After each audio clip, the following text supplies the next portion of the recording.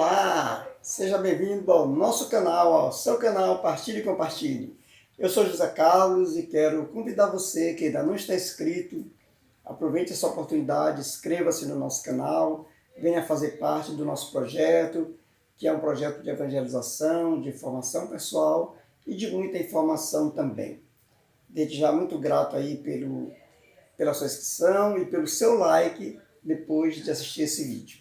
Muito grato. Quero aproveitar e desejar a você que se inscreveu agora, você que já é inscrito do nosso canal, você que ainda não se inscreveu por algum motivo, quero desejar a você muita saúde, muita paz, muito amor no coração, muita fé em dias melhores que, graças a Deus, estão chegando. Muito obrigado por tudo.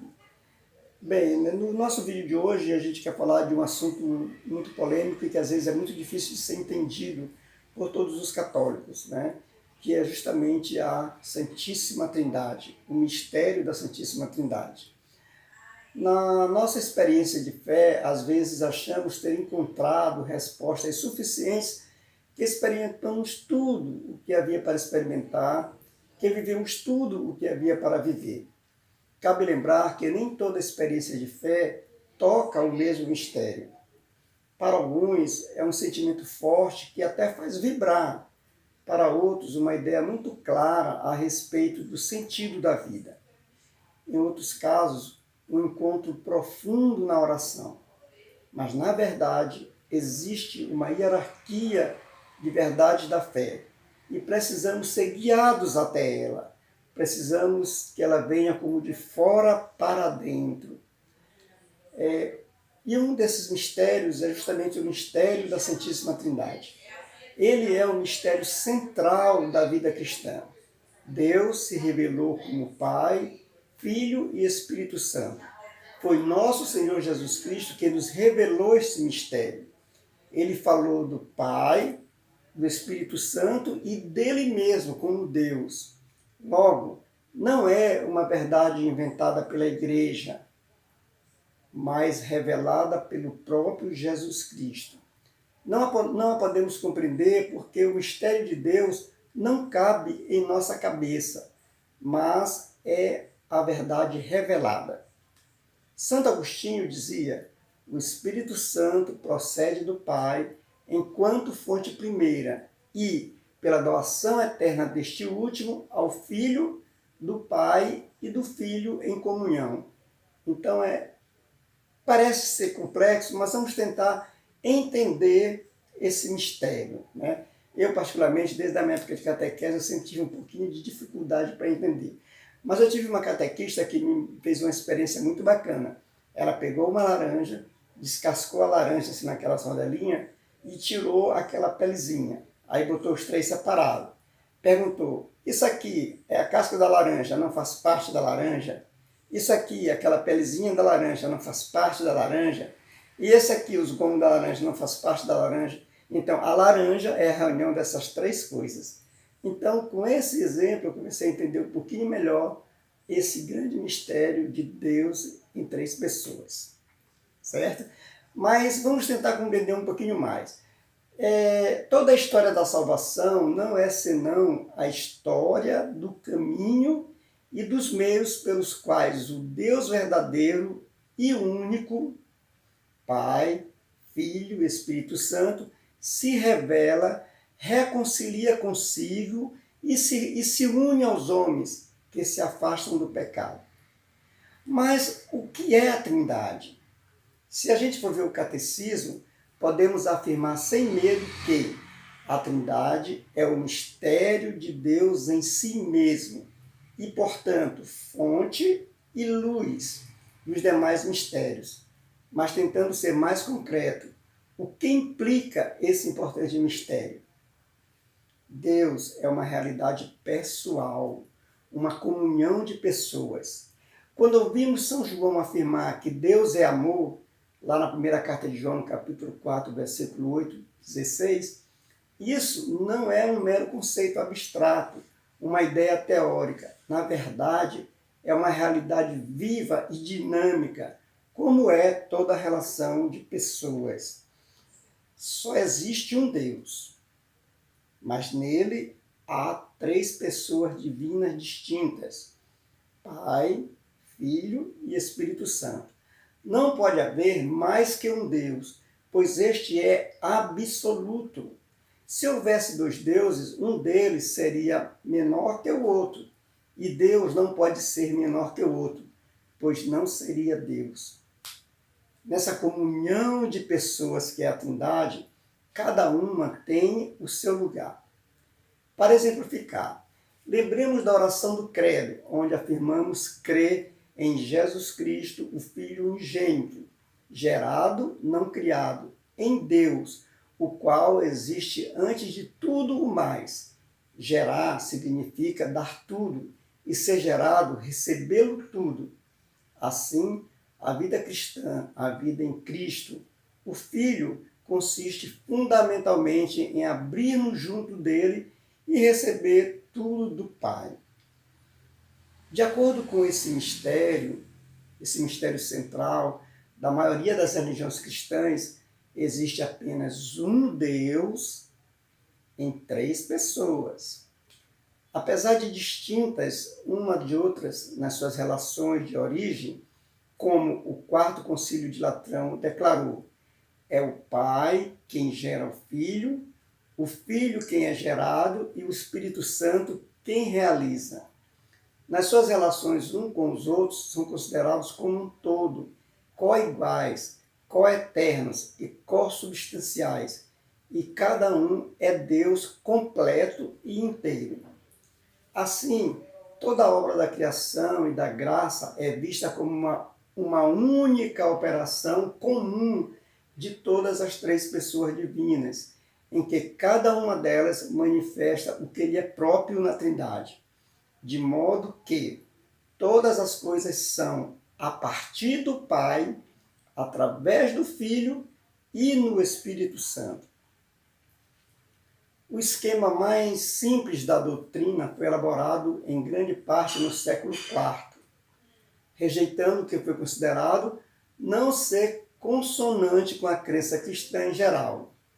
Além disso, essa elaboração continuou nos séculos seguintes. A palavra Trindade não está contida na Escritura, não está contida em nenhuma parte da Sagrada Escritura. Nem há uma doutrina expressamente formulada da Trindade.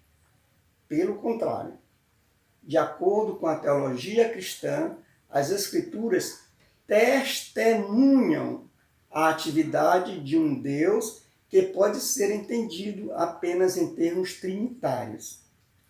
A doutrina não atingiu sua forma definitiva até o final do IV século. Durante o período, várias soluções e tentativas foram propostas, algumas mais e outras bem menos satisfatórias.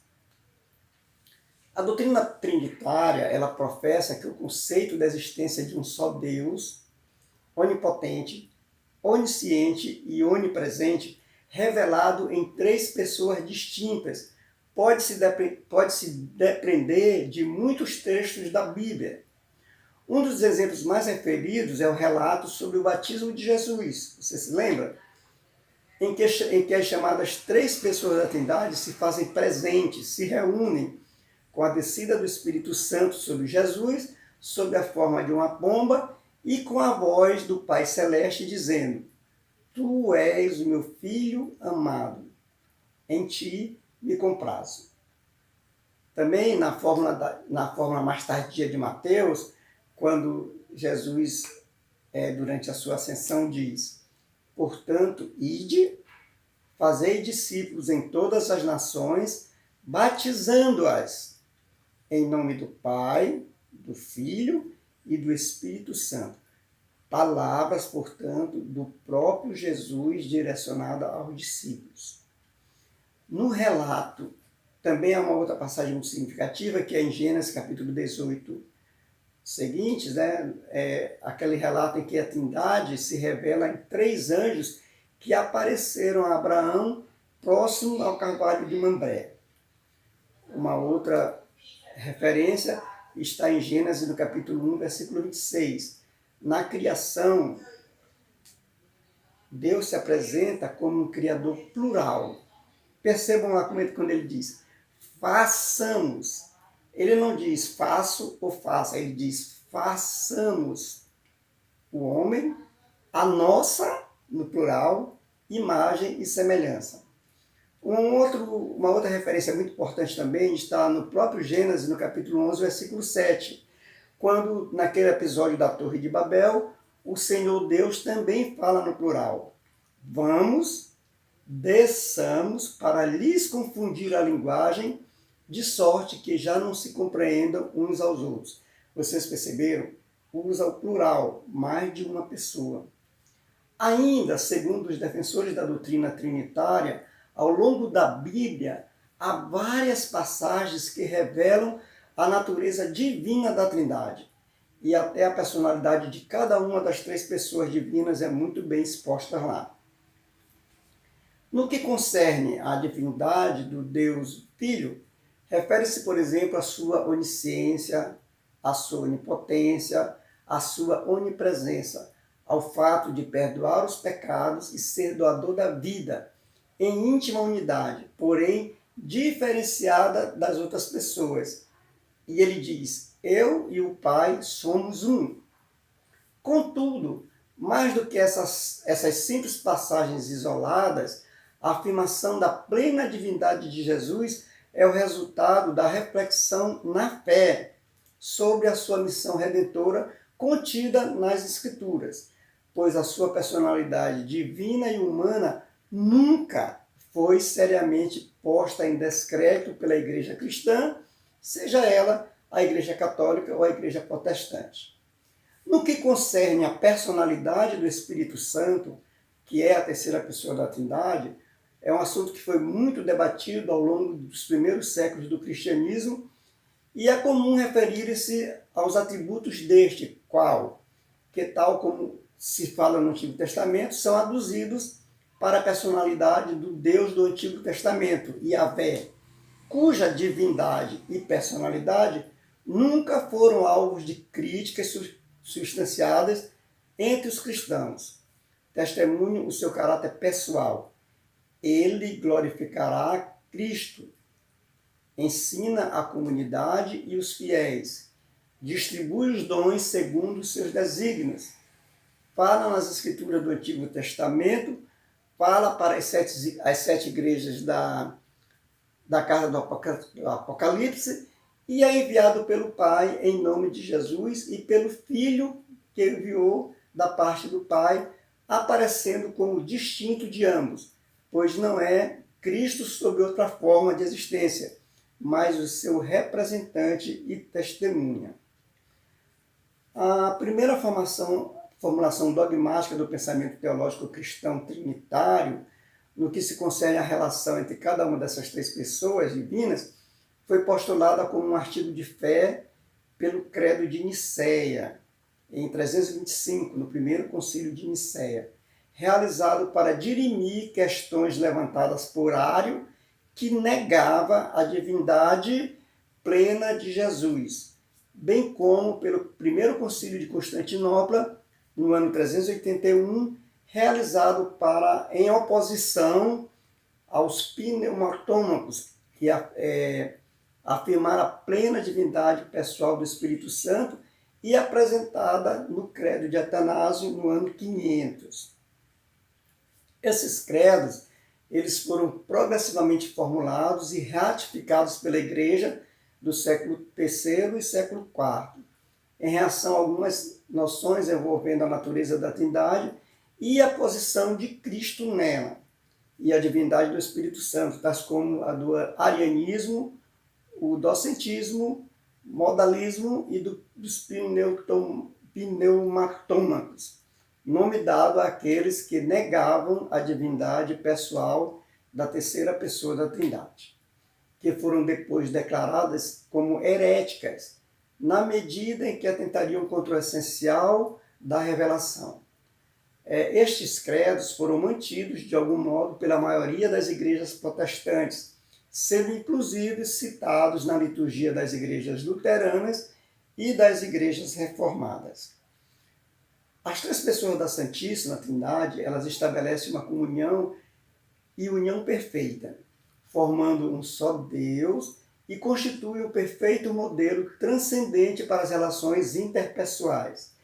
Elas possuem a mesma natureza divina, a mesma grandeza, sabedoria, poder, bondade, santidade, mas, em algumas vezes, certas atividades são mais reconhecidas em uma pessoa do que em outra.